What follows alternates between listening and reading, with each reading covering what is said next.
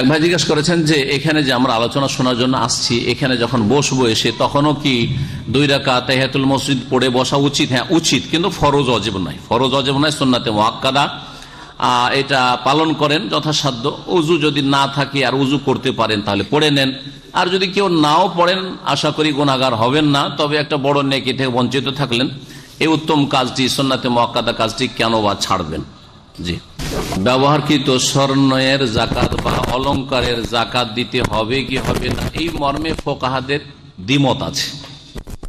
একদল বলেছেন যে যেসব স্বর্ণ ব্যবহার করা হয় বা চাঁদি ব্যবহার করা, গয়না ব্যবহার করা হয় তাতে জাকাত লাগে না। আর একদল বলছেন না জাকাত লাগে। এখন আপনাকে সমাধান এই ক্ষেত্রে কোনটা নিতে হবে, যেটা আমার জন্য সুবিধাজনক না যেটা নবীর থেকে প্রমাণিত? হ্যাঁ, আল্লাহ এবং রসুলের দিকে ফিরে আসতে হবে, ঠিক না? আল্লাহ এবং রসুলের দিকে ফিরে আসলে হাদিসে দেখতে পাই বেশ কিছু হাদিস রয়েছে যেখানে নবী সাল্লাল্লাহু আলাইহি ওয়াসাল্লাম কঠোর শাস্তির কথা বলেছেন। কঠোর শাস্তির কথা বলেছেন। আতুয়াদ্দিনা যাকাত হাজি, এই যে অলংকার কঙ্কন আছে জাকাত দিচ্ছ, যদি জাকাত না দাও তো তুমি কি চাও যে আল্লাহ তোমাকে জাহান্নামে এইরকমই আগুনের কঙ্কন পরাক? আর এরকম বেশ কিছু হাদিস রয়েছে, যার ফলে এখানে আপনার সতর্কতার দাবি হচ্ছে, ইমানের দাবি হচ্ছে, জাহান্নাম থেকে বাঁচার চেষ্টার দাবি হচ্ছে যে আপনি সুবিধাবাদী মুসলিম হবেন না, বরং আপনি জাকাত দেবেন। তারপরে আমাদের দেশের লোকেরা অধিকাংশ হানাফি মযহাবের লোক, হানাফি মযহাব যদি ফলো করেন তাতেও জাকাত ফরজ। আহলে হাদিস আর না হলে কিছু লোকেরা আহলে হাদিস কোরআন হাদিস সরাসরি মানছেন, এইটাই সবচেয়ে নিরাপদ পথ। তাদের কাছেও, তাদের ওলামাদের কাছেও ব্যবহারকৃত অলংকারে জাকাত ফরজ। সুতরাং এর ছাড়া আপনি সুবিধাবাদী আমি জাকাত থেকে বাঁচবো সেজন্য হাম্বেলি হয়ে যাব, এটা জায়েজ হবে না। কথা বুঝতে পেরেছেন?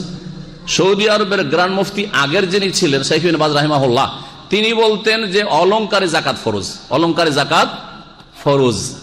হ্যাঁ, পরে মুফতি সাহেব এসছেন, তিনি বলছেন তাদের মযহাবের ফতোয়া বলছেন। এখন আমি সুবিধাবাদী হয়ে যাবো যে এখানে বাঁচতে পারছি নাকি? মানে কোরআন সুন্নাহর আলেম পৃথিবীর 3 জন এই যুগের, তার মধ্যে একজন শাইখ ইবনে বাজ রাহিমাহুল্লাহ। তার মতো আলেম এই যুগে 100-150 বছরের মধ্যে কেউ পয়দা হয়নি। তার ফতোয়া যে জাকাত দিতে হবে। সুতরাং অলংকারে জাকাত দিতে হবে, অলংকার ব্যবহার করলেও জাকাত দিতে হবে, আর বাড়িতে রাখা থাকলেও জাকাত দিতে হবে। যারা বিদেশে প্রবাসে থাকছেন তারা তাদের আত্মীয় স্বজন মারা গেছে, তাদের কবরকে সামনে করে জানাজা পড়তে পারবেন কিনা? জানাজা পড়তে পারবেন, তবে এই মর্মে বড় ইখতিলাফ রয়েছে কতদিন পর্যন্ত পারবেন। অধিকাংশ আলেমরা বলছেন যে কবর যখন নতুন নতুন হয়ে আছে তখন পড়ে নেন। যেমন নবী করিম সাল্লাল্লাহু আলাইহি সাল্লামের মসজিদ নববীর এক মহিলা খাদেমা ছিল, মানে ঝাড়ু টাড়ু দিত, রাতের অন্ধকারে মারা গেছে। সাহাবীরা চিন্তা করলেন যে একটা মহিলা, তাও কালো মহিলা আর গরিব মহিলা, ঝাড়ু দেয় ক্লিনারের জন্য, নবীকে জাগাবো, রাত বেশি হয়ে গেছে, গভীর রাত, রাত্রে দাফন করে দিয়েছে। সহিহ বুখারীতে হাদিস হয়েছে, কানা তাকুমুল মসজিদা, মসজিদ সে সাফ সুতরা করতো। সকালে দেখছেন যে দিনে যে মহিলাকে দেখছি না, কি ব্যাপার, ও তো একটু ঝাড়ু টাড়ু দিত মসজিদ, দেখছি না। জিজ্ঞেস করলেন যে কোথায় সে মহিলা? বলছে যে মাতাতিল বারেহা, গত রাতে মারা গেছে। সে মারা গেছে, দাফনও করে, দাফনও করে দিয়েছি আমরা। ওকারে না নোকে যাক, আপনাকে জাগানো পছন্দ করিনি, আমরা দেখলাম যে না, আপনাকে জাগানো ঠিক হবে না, আমরা নিজেরাই জানাজা পড়ে দাফন করে দিয়েছি। নবী করিম সাল্লাল্লাহু আলাইহি ওয়াসাল্লাম বললেন যে দুল্লুনি আলা কবরিহি, ওর কবরটা কোথায় আমাকে বলে দাও। ফাদাল্লাহু, কবর বাতলি দিলেন যে অমুক জায়গায়, এই কবরটা হচ্ছে ওই মহিলার কবর। নবী সাল্লাল্লাহু আলাইহি সাল্লাম কবর সামনে করে জানাজা পড়েছেন, সেই দিনের ছিল। এইখান থেকে অনেকে বলেছেন যে যতদিন পর্যন্ত মোটামুটি লাশটা সরেনি, 15 দিন, 20 দিন, মাস এর মধ্যে হইলে জানাজা পড়ে নেন কবরকে সামনে করে। কিন্তু 2-4-5 বছর হয়ে গেছে, 7 বছর হয়ে গেছে, 10 বছর হয়ে গেছে, পড়বেন, এরকম করিয়েন না। আর আবার কেউ কেউ বলেছেন পুরাতন কবর হইলেও পড়া যেতে পারে। আর একদল বলছেন না, মোটেই পড়া যাবে না। আমি মাঝামাঝি ফতোয়াটাকে বেশি পছন্দ করি, যে যদি তাজা তাজা কবর থাকে, 2-4, 10 দিন, 20 দিন, 1 মাস হয়েছে, তাহলে কবর সামনে করে জানাজা পড়ে নেন। এই সুন্নতটি আমাদের দেশে চালু করা উচিত। আমি করেছি। আমি দেশে গেছিলাম, আর আমার নানি শাশুড়ি মারা গিয়েছিল, তখন অনেক দিন আগের কথা বলছি। তো গিয়ে 3-4 দিন আমার হয়েছে, 3-4 দিন পরে গিয়ে পৌঁছলাম, মারা গেছে। গেলাম, তো আমার সাথে আরো 2-1 ভাই হয়ে গেলেন, তারাও এসেছিলেন, আত্মীয় দূর থেকে, হয়তো জানাজায় ছিলেন না, অথবা ছিলেন, অসুবিধা নেই, দ্বিতীয়বারও জানাজায় শরীক হইতে পারে। আমি নামাজ পড়লাম, তারা আমার পিছনে নামাজ পড়লো। এই আমলগুলি করা যেতে পারে ব্যক্তিগত, এর জন্য ফিতনা করতে যাবেন না। কেউ যদি বাধা দেয়, আপনি একা গিয়ে পড়ে আসবেন। জরুরি নয় যে গ্রামবাসীকে ডেকে 2-4-10 জন হইতে হবে, একা গিয়ে জানাজা পড়ে আসবেন। জি। জানাজা হচ্ছে দোয়া, সুতরাং জানাজা কবরকে সামনে করে পড়া যেতে পারে। যৌতুকের বিয়েতে মেয়ের বাবাকে জাকাতের টাকা দেওয়া যাবে কিনা? যৌতুক দেওয়া হালাল না হারাম? হারাম। নেকির কাজ না গুনহার কাজ? গুনহার কাজে আপনার ক্যাশ টাকা দেওয়া যাবে? জাকাত তো দূর কথা, ক্যাশ টাকা, আপনার ক্যাশ টাকা গুনহার কাজে দেওয়া যাবে? যাবে না। তো জাকাতের টাকা কি? জাকাত তো ইবাদত, ইবাদতের টাকা কি করে হারাম কাজে দেওয়া যাবে? যাবে না? যাবে না, যাবে না। খাস অবস্থা সেটা ব্যতিক্রম। ধরেন খাস অবস্থার একটা উদাহরণ দিই।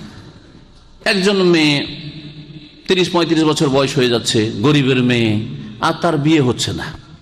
এখন এই সময় চলে যাচ্ছে, যদি বিয়ে হচ্ছে না, কিছু না দিলে বিয়ে হবে না। হ্যাঁ, কিছু দানা ছিটাইতে হবে। হ্যাঁ, কিছু দানা ছিটাইতে, এরা পশু পাখিদের কিছু দানা ছিটাইতে হবে, এরা মানুষ না আসলে। তো দানা না ছেড়েলে মানে যৌতুক না দিলে বিয়ে হবে না। এরকম খাস অবস্থা যদি থাকে, মেয়েটি হয়তো কালো কুৎসিত আর বয়স বেশি হয়ে যাচ্ছে, বাটিয়ে যাচ্ছে, তারপর হয়তো বিয়ে হবে না, এরকম খাস ব্যাপার সবটা আলাদা। আর তারপরে আমি ক্লিয়ার জায়েজ বলছি না, তার অবস্থাটা স্টাডি করতে হবে। আর এমনিতে সাধারণ যৌতুক যেহেতু হারাম, মানুষের ধন সম্পদ এইভাবে ভক্ষণ করা হারাম, কাবিরা গুনাহ, সুতরাং যৌতুকের জন্য কোনো কিছু দিয়ে সাহায্য করা যাবে না। বরং ওর আগে সাহায্য করে ওর মেয়েটিকে পর্দার মধ্যে মানুষ করতেন। আজকাল আমাদের পরিসংখ্যা আর আমাদের এটা স্টাডি বলছি, দেশে স্কুলে যেসব মেয়েরা পড়ে আর মহিলা মাদ্রাসায় যেসব মেয়েরা পড়ে, বিবাহ শাদীর ক্ষেত্রে দেখছি স্কুলের মেয়েরা সাবালিকা হয়ে যাচ্ছে, বয়স ভাটিয়ে যাচ্ছে, ভালো ছেলে পাই না। আর মাদ্রাসায় পড়া মেয়েরা বেশি পড়তে পারুক আর না পড়ুক, হ্যাঁ, ওদের কাস্টমার অনেক, তাড়াতাড়ি বিয়ে হয়ে যাচ্ছে, গরিবের মেয়ে বিয়ে হয়ে যাচ্ছে। যেহেতু আমি এমন এক মাদ্রাসা থেকে এখানে এসেছি, যেই মাদ্রাসা ছেলেদের মাদ্রাসা পড়াতাম, কিন্তু পাশে আমাদের 1000 মেয়ে পড়তো, সেটাও আমাদেরই মাদ্রাসা সেখানে চলে। তো ওখানে পড়াবার একটা বড় ফায়দা, যে ফারেক হতে পারুক আর না পড়ুক বোখারি পড়ে 2-4-5 ক্লাস পড়লে মেয়ে বিকিয়ে যাবে, বিয়ে হয়ে যাবে, কারণ পর্দার মধ্যে। তাহলে পর্দার মধ্যে মেয়ে মানুষ করার জন্য সাহায্য করেন না। একটা গরিব মানুষ পর্দা করতে পারে না, বোরখা দেন, বাড়িতে পর্দা নেই, পেশাব পায়খানা বাথরুম লাগবে সেগুলো করে দেন, ওর বাড়িতে খাওয়া দাওয়া দেন, ভালো তরবিয়ত করার জন্য মেয়েটাকে মাদ্রাসা পড়াবার খরচ দেন, যে তোমার মেয়েটাকে পড়িয়ে মানুষ করো, মাদ্রাসায় স্কুলে পড়ায় না সহ শিক্ষাতে, সবাই বিয়ে করবে। একটা অসৎ ছেলেও একটা ভালো মেয়ে, সতী মেয়েকে বিয়ে করতে চায়। স্কুল কলেজে যেই মেয়ের বয়ফ্রেন্ড আছে ওইসব মেয়েকে বিয়ে করতে চায় না, বোঝা গেছে না? আগে থেকে একটু হেল্প করেন, এইরকম হারাম যৌতুকে সাহায্য না করেন। দোকান থেকে ভাড়া আসে অথবা বাড়ি থেকে ভাড়া আসে বা অন্য কোনো ভাড়া আপনার কালেকশনে আসে, আপনার বাস চলছে, ট্রাক চলছে, ভাড়া আসছে, এইসব টাকাতে জাকাত দিতে হবে। খরচ খরচা করে যেটা বাঁচবে সেটাকে অন্যান্য টাকার সাথে অ্যাড করে বছরে একবার জাকাত দিতে হবে। অন্য যে টাকাগুলি আপনার আছে, ব্যাংকে আছে, বাড়িতে আছে, সেগুলোর সাথে অ্যাড করে জাকাত দিতে হবে। কিন্তু ভাড়া যেটা আসছে খেয়ে দিয়ে যদি শেষ হয়ে যায়, কিছুই বাঁচছে না, 1 বছর পরে দেখা যাচ্ছে কিছুই বাঁচে না, ভাড়া পাচ্ছেন ধরেন 10,000 টাকা, আর 10,000 টাকা মাসের মাস খরচ হয়েছে, কোনো জাকাত লাগবে না, কোনো জাকাত লাগবে না। বেদাতি মসজিদে সহযোগিতা করা যাবে কি সামাজিকভাবে বসবাস করার জন্য? সেখানে দেখতে হবে যে বেদাতটা কোন ধরনের বেদাত। যদি দেখা যায় বড় ধরনের বেদাত, বেদাত 2 রকম, একটা হচ্ছে শিরক হচ্ছে, নবী হাজির না, যে নবী আলেমুল গায়েব আউলিয়ার কাছে সরাসরি চাইছে, ওই মসজিদ থেকে মাজারের জন্য চাঁদা হচ্ছে, ওরসের জন্য চাঁদা হচ্ছে, মাজারের দিকে যেতে বলছে, আটরসি মাইজভান্ডারি শাহজালাল যেতে বলছে, তাহলে বড় শিরকারী এরা। এদের মসজিদে বা এদের মাদ্রাসায়, এদের কোন ধর্মীয় প্রতিষ্ঠানে সাহায্য করা জায়েজ নয়, কারণ শিরকের জন্য সাহায্য করছেন। আর কিছু বিদাত আছে, নিয়তের বিদাত পড়ে, আরো কিছু বিদাত করে, এই ধরনের বিদাত আছে, এই শ্রেণীর বিদাত আছে। ওখানে সামাজিকভাবে বসবাসের জন্য এবং আপনার দাওয়াতটাকে একটু ওখানে কার্যকরী করার জন্য, যে এই মসজিদটায় কিছু দান করলে আমি এদেরকে কিছু কিতাব দিতে পারবো, অথবা এখানে কিছু আমি আমার বক্তব্যগুলো শোনাতে পারবো, তাহলে আপনি সাহায্য করতে পারেন। আপনার দাওয়াতি স্বার্থ সবসময় বৃহৎ স্বার্থ হইতে হবে। এই লোকগুলিকে কিছু নুন খাওয়িয়ে গুণ গাওয়িয়ে নেব, কিছু দেব, এদেরকে দান করব, কিন্তু আমার দাওয়াতটা তাদেরকে পৌঁছাবার চেষ্টা করব, তাহলে জায়েজ আছে, কোনো অসুবিধা নেই। স্ত্রী স্বপ্ন দেখেন স্বামীর সাথে মসজিদে মিলন করলেন, এর অর্থ কি? আল্লাহু আলাম।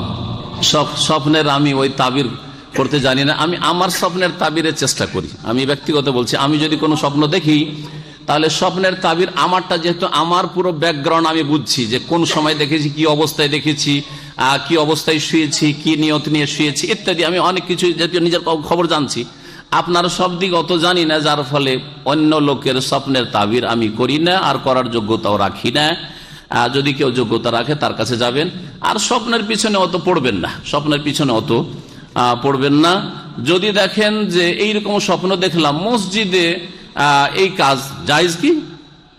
মসজিদে যদি স্ত্রী সহবাসী হয় জায়েজ, জায়েজ নাই, তাহলে এইরকম না জায়েজ কাজ আপনি মসজিদের অবমাননা করছেন, এইরকম দেখছেন, তাহলে আপনাকে এখন খুঁজে দেখতে হবে যে আমার অথবা আমার স্বামীর মধ্যে কি ত্রুটি আছে, ত্রুটিগুলি খুঁজে দেখতে হবে। তো আল্লাহ পাক রব্বুল আলামিন যেন আপনার এই স্বপ্নকে ভালো করেন। আর স্বপ্ন অনেক সময় বাহ্যিক খারাপ হইলেও অর্থ ভালো হয় বিভিন্ন কারণে, সেটাও কখনো কখনো হয়। সুতরাং স্বপ্নের পিছনে বেশি না পড়ে কোরআন সুন্নাহর অনুসরণ করেন, জি, দলিলের পিছনে পড়েন। জি, বিবাহের হুকুম কি? বিবাহের হুকুম সাধারণ অবস্থায় যদি বলেন, একটা হচ্ছে সাধারণ অবস্থা। সাধারণ অবস্থা মানে হচ্ছে যে আপনি সাবালক আর বিয়ে করতে পারবেন, কিন্তু আপনার অবস্থা হচ্ছে নরমাল অবস্থা, আপনার বিয়ে না করার কারণে কোনো গুনাহ হচ্ছে না, ব্যভিচার হচ্ছে না, সমকামিতা হচ্ছে না, হস্তমৈথুন হচ্ছে না, আর অপর মহিলাদের পিছনে পিছনে তাকাতে যাচ্ছেন না, এসব হচ্ছে না। সাবালক হিসাবে যেটা একটা নারীদের দিকে চাহিদা থাকে সাবালকের, ওই রকমটা সাধারণ আছে। সাধারণ এই অবস্থা যদি হন তাহলে বিয়ে করা সুন্নাতে মুআক্কাদা। কি সুন্নাতে মুআক্কাদা? এটা সমস্ত নবী রাসূলগণের সুন্নাত, সুনানুল মুরসালিন, আল্লাহ কোরআনে কারীমে উল্লেখ করেছেন, ওয়াজআলনা লাহুম আজওয়াজা ওয়া যুররিয়া। প্রত্যেক নবী রাসূলের আজওয়াজ ছিল, বিবিরা ছিল, ওয়া যুররিয়ার ছেলে মেয়ে ছিল। স্ত্রী নেওয়া আর ছেলে মেয়ে নেওয়া এটা নবী রাসূলদের সুন্নাত, আল্লাহ কোরআনে বলেছেন। এটা হচ্ছে সাধারণ অবস্থার কথা। আর দুটি অবস্থা আছে এর ব্যতিক্রম।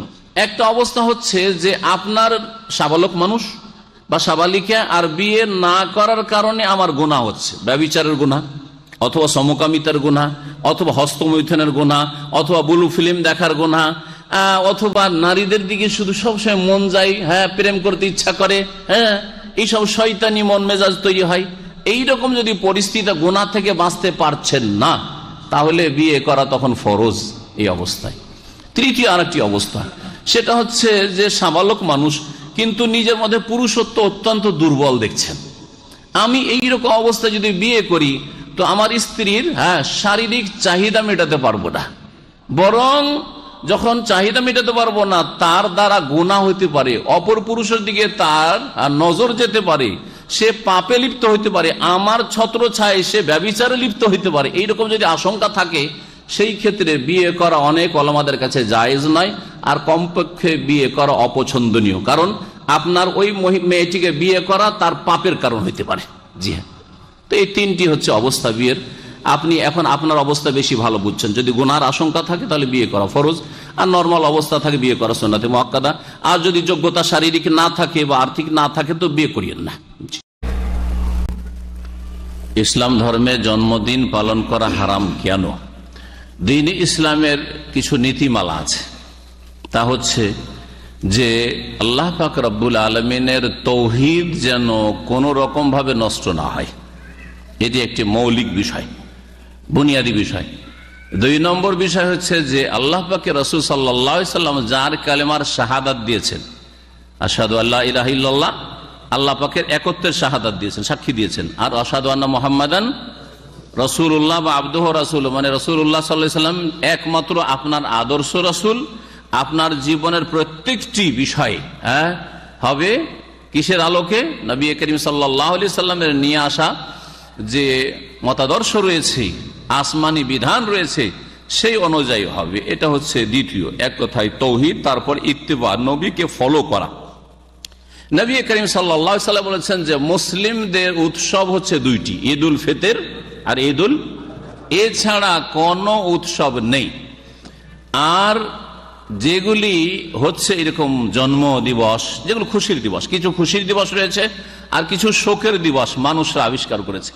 ইসলামে শোক করার জন্য কোনো দিবস পালন করার কোনো স্থান নেই। 3 দিনের বেশি কারো জন্য শোকে থাকা, যে ডিউটি করব না, খাবো না, দাবো না, কাজকর্ম করব না, ঘরেই থাকবো, এরকম 3 দিনের বেশি কারোর জন্য জায়েজ নাই।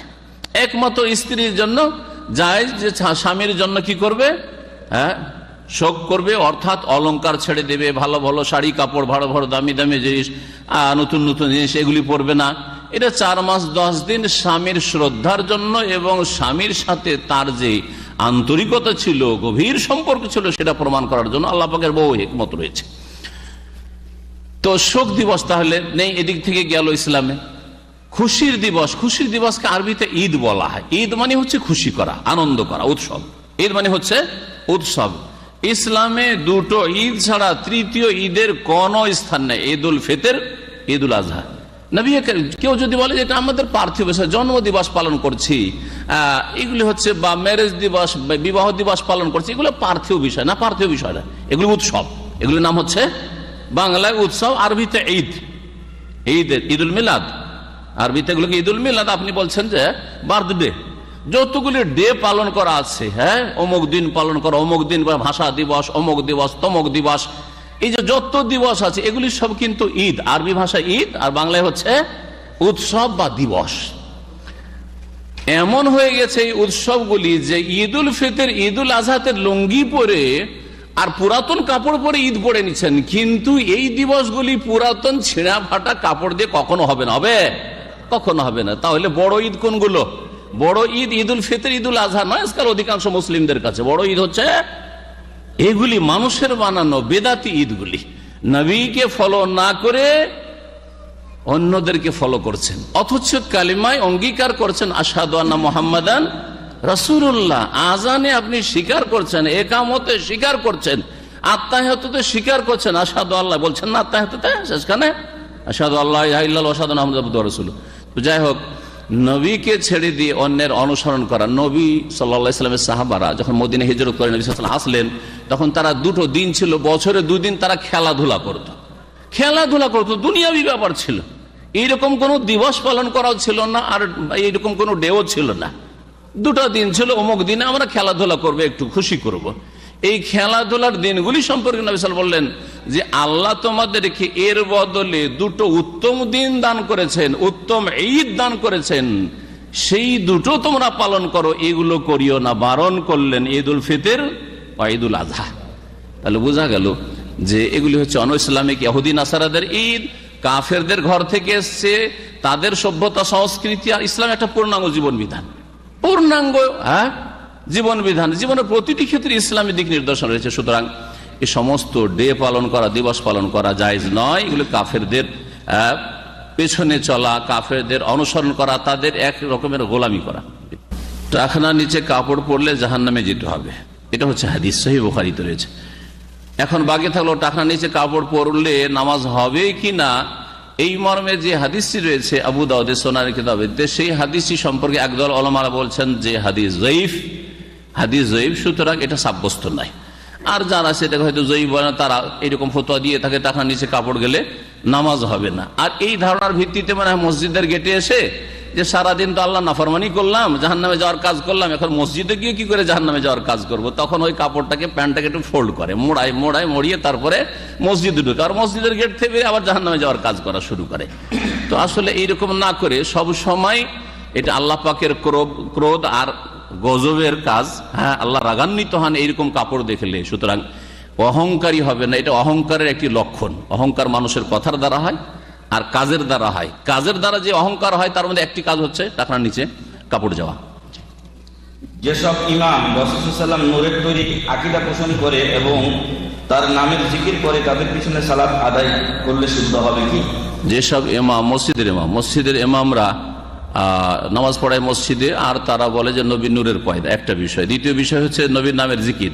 নবীর নামের জিকির মানে যদি বলে যে ইয়া রাসূলুল্লাহ, ইয়া রাসূলুল্লাহ, তাহলে বড় শিরক এটা।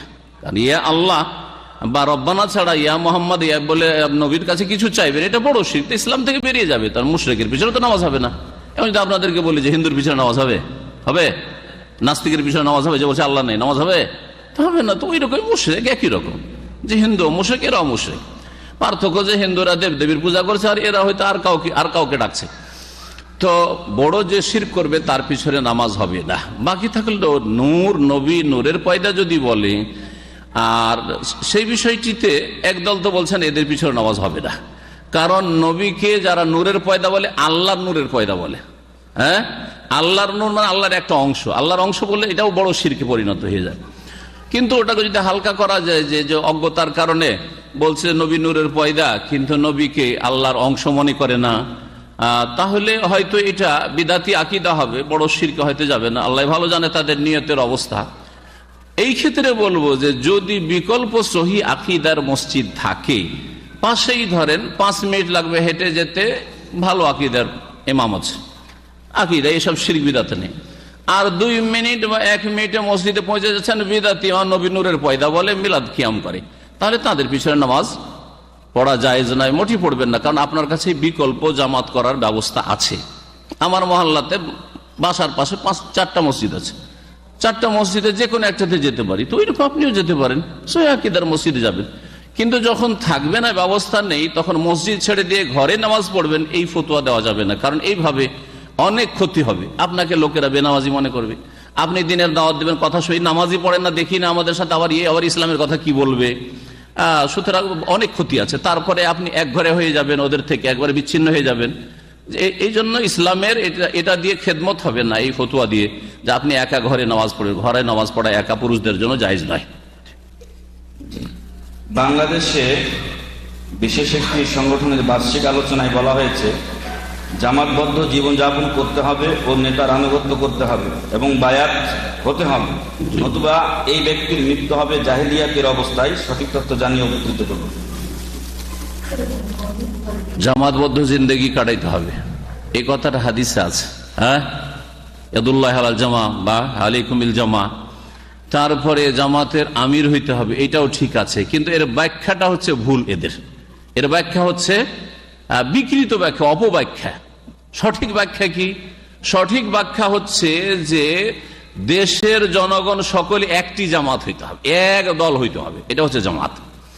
আর ইমাম বা আমির একজন হইতে হবে, মানে দেশের শাসক একজন হবে। ধরি একটা দেশে যদি 2 জন শাসক হয়, তাহলে শান্তি পাবেন না? তারা কামড়া কামড়ি করবে, আর এই মারামারি আর কামড়া কামড়িতে জনগণ মরছেন। হ্যাঁ, একদল একদিন ধর্মঘট ডাকলো, আর একদিন আর এক দল ধর্মঘট করলো, এই করে তো সব সর্বনাশ করে দিচ্ছে, তাই না?